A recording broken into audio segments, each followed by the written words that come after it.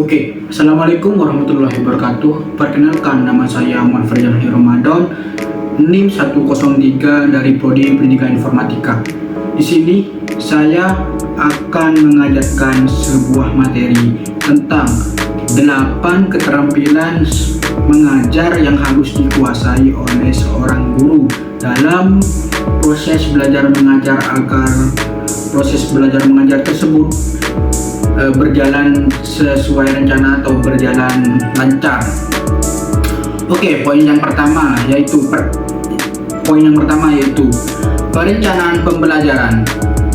Perencanaan pembelajaran ini melibatkan perencanaan yang matang sebelum mengajar, sebelum proses belajar mengajar di kelas, termasuk yang pertama itu menyusun tujuan pembelajaran, memilih metode pembelajaran, metode apa yang harus dipilih kita dalam mengajar di kelas tersebut. Contoh, metode based learning, sebuah metode yang menganjurkan siswa untuk mengerjakan sebuah project atau dalam pembelajaran tersebut itu seorang siswa sembari guru menjelaskan, seorang siswa itu harus mengerjakan proyek lah, langsung praktek, misalnya langsung praktek. Contoh itu dalam praktek teknik jaringan komputer, seorang guru menjelaskan tentang apa itu VLAN. Nah, dalam project based learning itu guru menjelaskan materi, siswa itu harus mengerjakan atau harus mencoba langsung pada laptop atau apapun medianya itu. Dan juga selanjutnya guru harus contoh yang selanjutnya itu menyiapkan materi. Jadi dalam perencanaan pembelajaran ini melibatkan perencanaan pembelajaran yang matang sebelum mengajar, menyusun tujuan pembelajaran, memilih metode pengajaran, dan menyiapkan materi. Contohnya nih, contoh seperti yang saya katakan sebelumnya, seorang guru teknik jaringan merencanakan sebuah pelajaran tentang apa itu VLAN dengan membuat tujuan spesifik. Contoh nih, tujuannya itu untuk membuat siswa mengerti apa itu VLAN, cara mengkonfigurasinya gimana, dan konsep-konsepannya VLAN itu bagaimana. Nah, lanjutnya itu memilih metode manipulatif untuk memvisualisasikan konsep. Memvisualisasikan konsep ini maksudnya itu konsepnya itu mau pakai apa. Contoh, konsepnya itu langsung di Cisco atau apa itu sebuah PPT gitu. Nah, selanjutnya adalah poin yang selanjutnya yaitu pengaturan kelas. Poin yang nomor 2, pengaturan kelas. Nah, di pengaturan kelas ini mencangkup kemampuan untuk mengatur sebuah pembelajaran yang kondusif. Nah, sebuah pelajaran kondusif.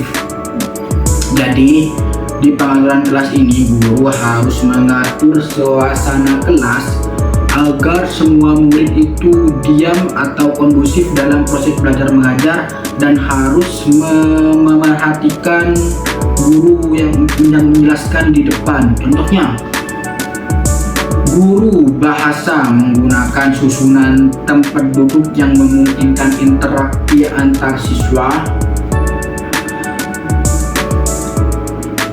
dan memastikan bahwa papan tulis yang di belakang terlihat jelas, dan menyiapkan bahan-bahan tambahan.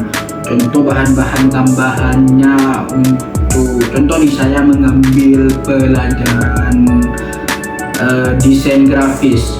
Bahan-bahan tambahannya itu contohnya laptop itu harus ada. Contoh, antara sebangku siswa itu harus pegang satu laptop. Jadi itu harus kondusif. Jadi per bangku setidaknya ada satu laptop agar bisa digunakan, atau gak laptop, atau kalau gak laptop komputer belajar di lab gitu.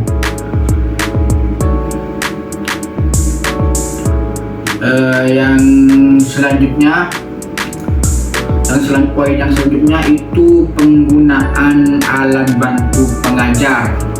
Poin selanjutnya itu penggunaan alat bantu pengajar. Contohnya tadi bahan tambahannya itu kan tadi contohnya laptop. Nah, saya ralat tadi bahan tambahannya itu, penggunaan alatnya itu contohnya laptop. Nah, bahan tambahan yang tadi saya sebutkan itu, bahan tambahannya itu contohnya sebuah software untuk mendesain, atau sebuah mentahan gambar yang harus didesain oleh siswa sebagai contoh menggunakan gambar tersebut. Nah, dalam poin ketiga ini penggunaan alat bantu pengajaran.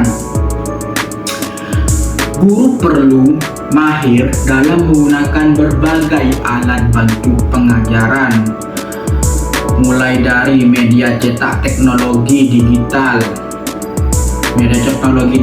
atau contohnya yang lain itu sebuah PowerPoint atau sebuah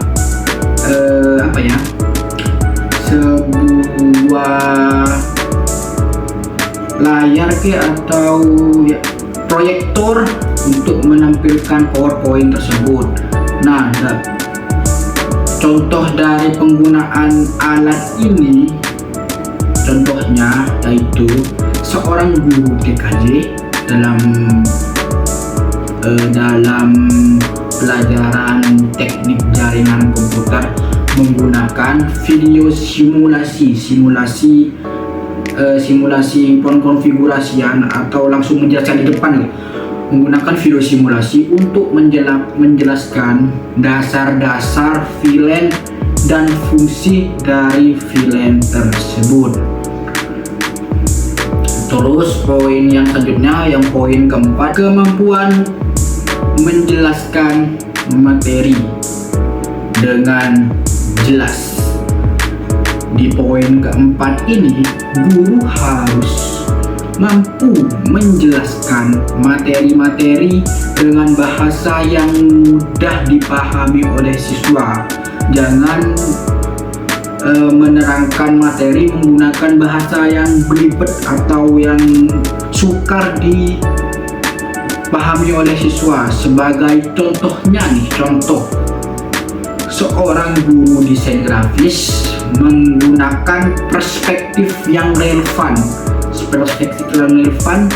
dan fakta yang menarik untuk menjelaskan seberapa pentingnya sih desain grafis, apa fungsi desain grafis, dan apa itu desain grafis, digunakan oleh apa saja, fungsinya apa saja, dan sebagainya. Nah, poin selanjutnya adalah kemampuan mengelola kelas.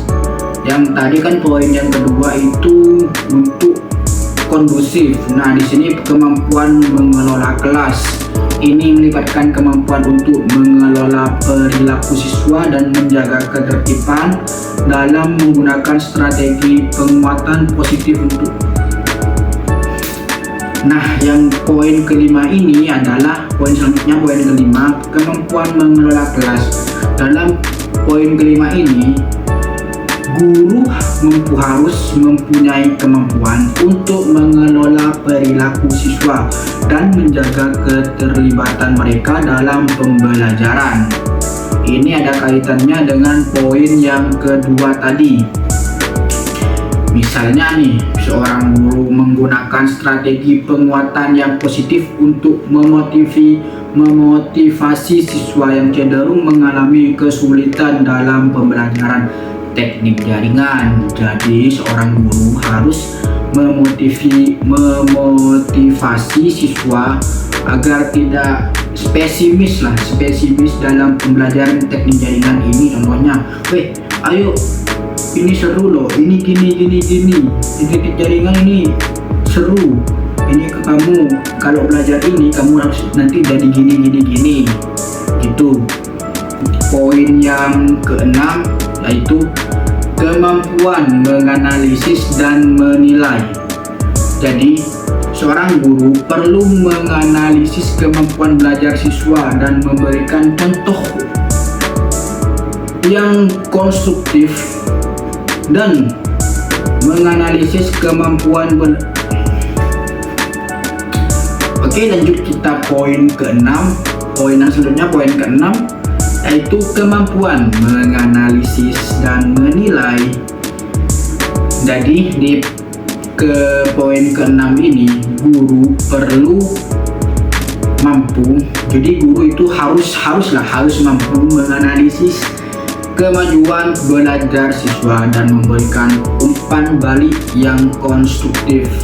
Sebagai contoh, seorang guru menggunakan tes formatif untuk mengevaluasi pemahaman siswa tentang pelajaran teknik jaringan dan memberikan tugas tentang apa yang diterangkan pada materi yang sudah disampaikan, atau menggunakan tadi seperti menggunakan project based learning.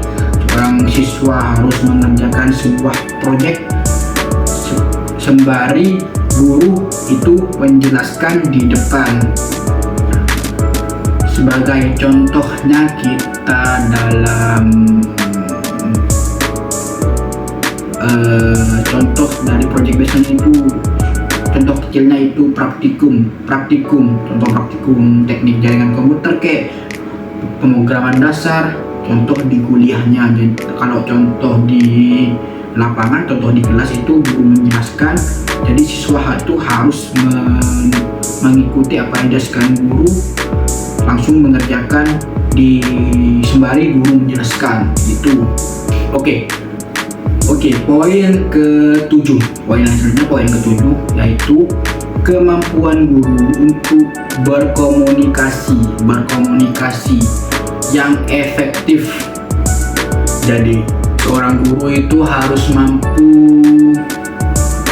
berkomunikasi dengan baik, tidak terbantah-bantah, kata-katanya tidak amburadul, tidak terbantah-bantah, tidak hanya kepada siswa tetapi juga kepada rekan kerja dan orang tua siswa. Jadi guru itu harus berkomunikasi juga kepada siswa. Contoh, ada siswa nih yang bermasalah dalam pelajaran ini, nah guru itu harus memanggil atau berbicara kepada orang tua siswa tentang apa yang ada pada anaknya di kelas atau di sekolah. Contoh dari yang poin ke-7 ini, seorang guru teknik musik. Jadi saya tidak mencontohkan 3J tadi, tapi saya di sini mencontohkan teknik musik nih. Misal seorang guru teknik musik mengadakan pertemuan dengan orang tua untuk membahas kemajuan siswa dalam proses pembelajaran teknik musik. Itu ke poin ke-8. Poin ke-8 di sini kemampuan guru untuk merefleksikan dan memperbaiki diri. Jadi guru di sini perlu terus-menerus merefleksikan praktik mengajarnya, dan mencari cara untuk meningkatkan dalam proses belajar mengajar. Jadi guru itu tidak monoton tidak monoton metodenya itu aja dalam satu semester. Jadi guru itu harus meningkatkan proses belajar mengajar, kemampuan merefleksikan dan memperbaiki diri. Contohnya, seorang guru teknik jaringan komputer merefleksikan aktivitas metode pengajaran dari project based learning yang digunakan dan memutuskan untuk mencoba pendekatan yang berbeda untuk memenuhi dari kebutuhan seorang siswa. Oke, jadi itu tadi 8 keterampilan seorang guru yang harus dikuasai seorang guru untuk membuat proses belajar mengajar menjadi menyenangkan dan tidak membosankan, dan juga dapat